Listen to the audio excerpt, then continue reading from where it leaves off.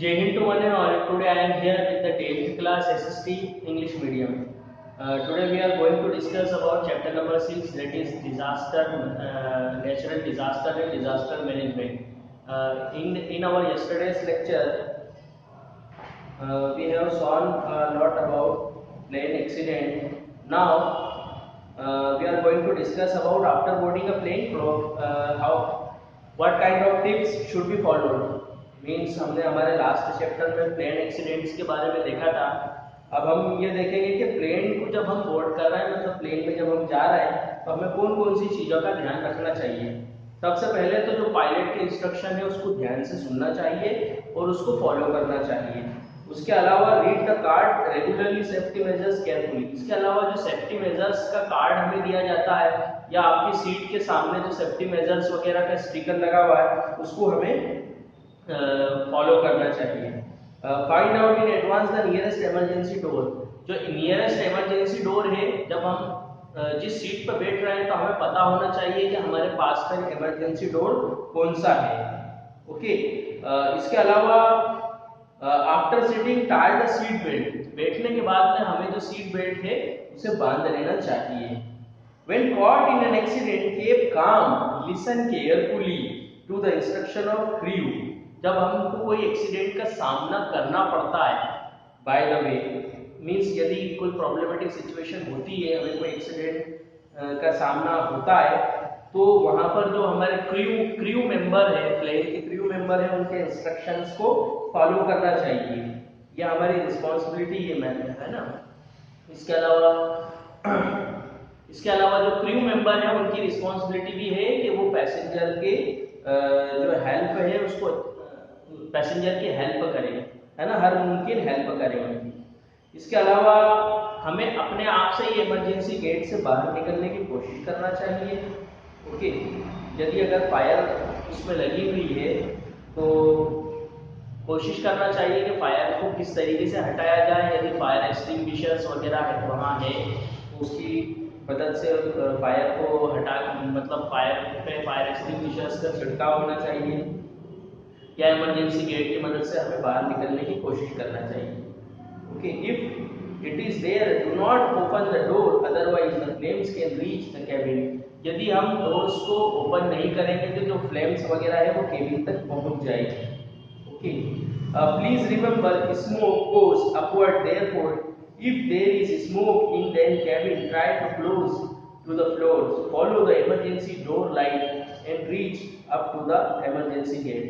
देखिए, आपको ऐसा लग रहा है कि जो धुआं है वो आपके कैबिन के अंदर पहुंच जाएगा, तो जहां से धुआं आ रहा है उस गेट को हमें क्लोज कर देना चाहिए। और इसके अलावा ऐसी सिचुएशन में हमें घबराना नहीं चाहिए। अपना जो फेस है उसके ऊपर कवर लगा लेना चाहिए, रुमाल वगैरह, हैंकरचीफ या जो मास्क वगैरह है वो हमें लगाना चाहिए। ओके, तो ये कुछ तरीके हैं जिसके द्वारा हम जो प्लेन एक्सीडेंट है उसको कम कर सकते हैं। ओके, अब यहाँ पर एक चीज आई है कि एग्जिट डोर की तरफ जाना। अब जब आप प्लेन में हवा में हैं तब तो आप एग्जिट डोर की तरफ नहीं जा पाएंगे, ये मैं अपनी तरफ से बता रहा हूँ, इस बुक में नहीं लिखा। तो जब आप प्लेन में हैं, जब आपका प्लेन टेक ऑफ कर चुका है तो तब तो आप एग्जिट डोर की तरफ कैसे जाएंगे, क्योंकि वो प्लेन हवा में है। यहाँ यदि कभी कभी ऐसा होता है कि प्लेन अभी टेक ऑफ ही हुआ है और उसमें आग लग गई है, या कहीं ना कहीं प्लेन नीचे उतर रहा है, लैंडिंग कर रहा है, लैंडिंग होने के टाइम पे कभी कभी उसमें आग लग जाती है, तब आप एग्जिट डोर की तरफ जाएंगे और ये सारी सिचुएशंस करेंगे। लेकिन जब आप आकाश में हैं, तो यदि आप ट्रेन नहीं है, यदि आपके पास में पैराशूट नहीं है और यदि आप उसमें ट्रेन नहीं है कि किस तरीके से पैराशूट को ओपन करना है, तो वहाँ पर फिर आपको क्रू मेंबर की मदद लेनी पड़ेगी और वहाँ से मालूम करना पड़ेगा कि ऐसी सिचुएशन को कैसे हैंडल किया जाए। ओके, अब हम बात करेंगे एपिडेमिक डिजास्टर्स की। एपिडेमिक्स क्या होती है, महामारी क्या होती है, और इसके अलावा महामारी के समय हमें क्या करना चाहिए। देखिए, an epidemic is a disease or health related problem which spread unexpectedly on a large scale। Epidemics यानी महामारी एक ऐसी बीमारी है जो कि बड़े एरिया को अपने चपेट में ले लेती है। जैसे अभी हमारी कोरोना वायरस की महामारी चल रही है, तो ये एक से दूसरे में फैल रही है और इसने एक बड़े एरिया को, ना सिर्फ इंडिया बल्कि दुनिया के बहुत से ऐसे देश इसको अपने चपेट में ले रखा है। The condition of epidemic is said to be one of when the number of cases is more than expected. देखिए महामारी हम उस चीज को कहेंगे कि हम जो एक्सपेक्ट कर रहे हैं उससे ज्यादा केसेस हो जाए। तो कोरोना वायरस के साथ भी यही हो रहा है, हम जो एक्सपेक्ट कर रहे हैं कि इतना हमारे इंडिया में नहीं होगा, हमारे एमपी में नहीं होगा, देवास में नहीं होगा, लेकिन यहाँ पर भी वो सब कुछ हो रहा है, यहाँ पर भी केसेस इंक्रीज हो रहे हैं। This requires emergency preventive steps and epidemic can spread abruptly. अब देखिए ऐसी सिचुएशन में हमें इमरजेंसी प्रिवेंटिव स्टेप्स लेना होते हैं। ओके, जो एपिडेमिक है वो एब्रप्टली एकदम से फैलती है, हमें पता नहीं होता है कि हम उसकी चपेट में आने वाले हैं, लेकिन हम आ जाते हैं।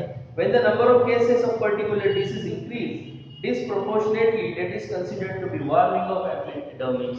देखिए यदि कोई सी बीमारी के जो नंबर ऑफ केसेस है वो बढ़ते जा रहे हैं तो ये वार्निंग है कि वो क्या है, एपिडेमिक से, मतलब महामारी है। जैसे हमारे कोरोना वायरस के केस में हो रहा है, इसलिए इसको महामारी घोषित किया गया है। In some instances the breeding place of germs that cause the breeding increase और carriers of germs started dying. देखिए कोई सी जगह पर कुछ इंसेक्ट्स वगैरह होते हैं वो महामारी को फैलाते हैं, जैसे कि रेट्स वगैरह से प्लेग होती है, तो हमें ये ध्यान रखना चाहिए कि हमारे घर में रेट्स वगैरह ज्यादा ना हो। ओके, आगे हम देखते हैं causes and effect of epidemics. Epidemics के काज देखते हैं और उसके इफेक्ट देखते हैं। Cause of an epidemics are worm, germ, bacteria, protozoa. देखें जो आपके एपिडेमिक्स है उसके बहुत सारे कारण हो सकते हैं, कुछ वर्म्स हो सकते हैं, जर्म्स हो सकते हैं, बैक्टीरिया हो सकते हैं, प्रोटोजोआ, फंगी या पोल्यूटेड वाटर हो सकता है, या पोल्यूटेड फूड आइटम्स वगैरह हो सकता है जिससे महामारी फैलती है, या मॉस्किटोज हो सकते हैं, या large crowd of tourist and passengers हो सकते हैं जो बाहर से आए हैं। जैसे कोरोना वायरस के केस में यही हुआ है, तो बाहर से ज्यादातर टूरिस्ट वगैरह या बाहर से जो लोग आए हैं जिनके हम संपर्क में आए, तो वहां से बीमारी फैली, क्योंकि हमारे एरिया में तो थी नहीं ये बीमारी। ओके, तो ये कारण हो सकता है। Now epidemics are responsible for diseases and death. Epidemics जो होती है वो डेथ के लिए रिस्पांसिबल होती है, मतलब उससे डेथ भी हो सकती है या हम बीमार भी हो सकते हैं। Epidemic cause economic loss and disintegration of the society. देखिए इकोनॉमिक लॉस भी होती है हमारी, एपिडेमिक्स जब होती है तो इकोनॉमिक लॉस क्यों होती है, क्योंकि ज्यादा मात्रा में जब लोग बीमार होने लगते हैं तो उसकी जिम्मेदारी गवर्नमेंट पे आ जाती है। तो गवर्नमेंट अपना जो पैसा है वो कहाँ खर्च करने लगती है, यहाँ पर खर्च करने लगती है इन लोगों को की जो बीमारी है उसको क्योर करने के लिए। इससे हमारी इकोनॉमिक जो लॉस होता है, जो ज्यादातर पैसा है वो डिजीज के क्योर में लग जाता है, तो कहीं ना कहीं हम इकोनॉमिक लॉस की तरफ जाते हैं।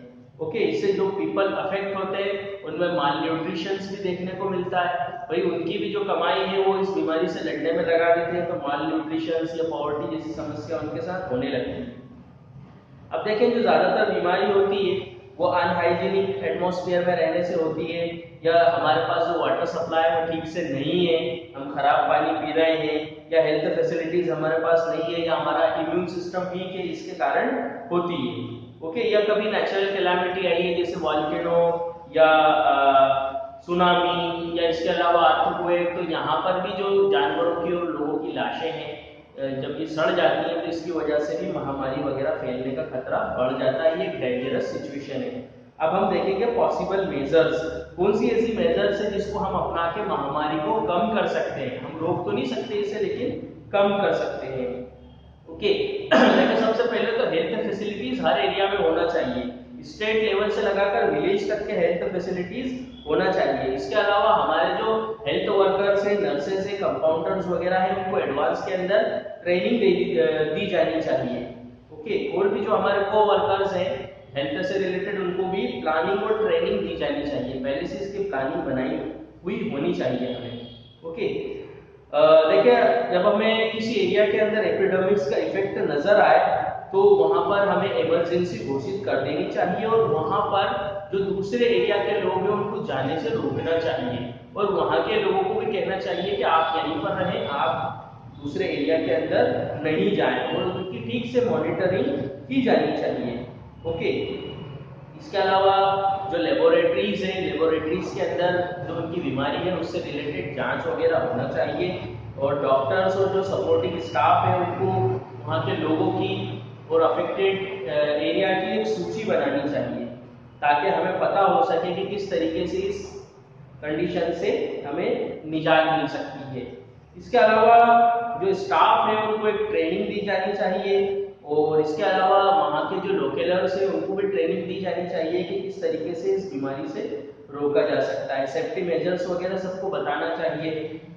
ओके, और जो हमारी सर्विसेज है उसको हमें बढ़ाना चाहिए।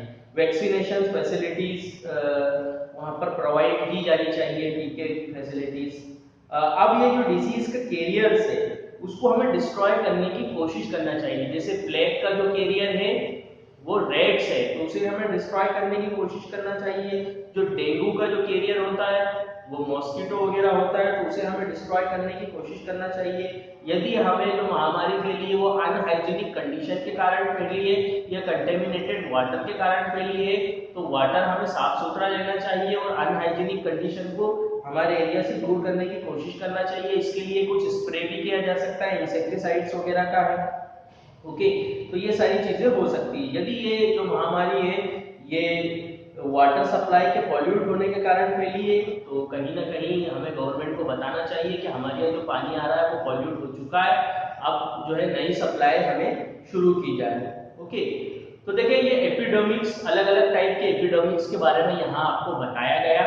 ऐसी हमारी कोरोना वायरस महामारी जिसको हम कोविड-19 कहते हैं वो भी है। देखिए वो काय से फैल रही है उसका कारण पता लगा लिया गया है ना। वो एक वायरस के कारण फैल रही है। कोरोना वायरस जिसको हम कहते हैं, ये जो कोविड-19 आपकी बीमारी है वायरस के कारण फैल रही है, जिसको हम कहते हैं कोरोना वायरस। ये वायरस कैसे हमारे बॉडी के अंदर एंटर होता है? जब कोई कोरोना अफेक्टेड व्यक्ति है जिसकी बॉडी के अंदर वायरस है, जब वो हम उसके संपर्क में आते हैं, यदि बाय चांस वो छींक रहा है या खांस रहा है, तो उसके लंग्स के अंदर जो वायरस है वो उस एटमॉस्फेयर के अंदर फैल जाएंगे। जब वो उस एटमॉस्फेयर के अंदर फैल गए, तो अब जब हम वहां खड़े हैं, जब हम इनहेल करेंगे, जब हम सांस लेंगे, तो हमारे लंग्स के अंदर, हमारी बॉडीज के अंदर भी वो वायरस चले जाएंगे। अब जब वो वायरस हमारी बॉडी में जाएंगे तो एकदम से हमें मालूम नहीं पड़ेगा या महसूस नहीं होगा, या उस व्यक्ति को भी अभी पता नहीं है जो खांस के गया है या छींक के गया है कि मेरी बॉडी के अंदर कोरोना वायरस एंटर कर चुका है ना। तो इस तरीके से बीमारी फैल रही है ना। तो देखिए हमें भी एकदम से पता नहीं लगेगा कि हम इससे अफेक्टेड हो चुके हैं, लेकिन जब ये वायरस हमारी बॉडी में बढ़ेगा, जब ये अपने आप को मल्टीपल करेगा, आप लोगों को मालूम है कि एसेक्सुअल जो रिप्रोडक्शन है वो कैसे होता है, किस तरीके से जो वायरसेस हैं या बैक्टीरिया है अपने आप को बढ़ा लेते हैं बॉडी के अंदर, साइंस में आप लोगों ने पढ़ा है।